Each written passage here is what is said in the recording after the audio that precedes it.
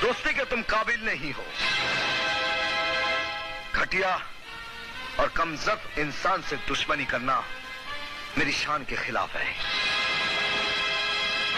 हाँ, एक कर्जा लौटाना है तुम लोगों का। कैसा कर्जा? उल्टा कान पकड़कर जो गुनाह तुम लोगों ने हमसे करवाया था उसे ब्याज के साथ लौटाऊंगा। हम उस व्यापारी को जिंदा नहीं छोड़ते जो दुश्मनी में ब्याज देता है। 7 साल पहले आपने मेरे साथ नाइंसाफी की थी, आज वही फिर करने जा रहे हैं। यह कानून का नहीं, मेरी बहन का कातिल है।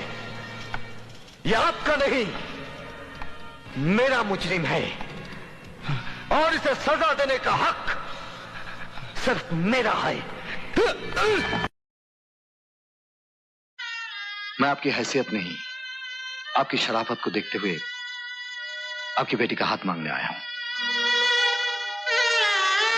अगर आपको सोचने के लिए वक्त चाहिए तो अच्छी तरह से सोच के फैसला सुना दीजिए। सोचना तो यह है कि यह सपना है या हकीकत है।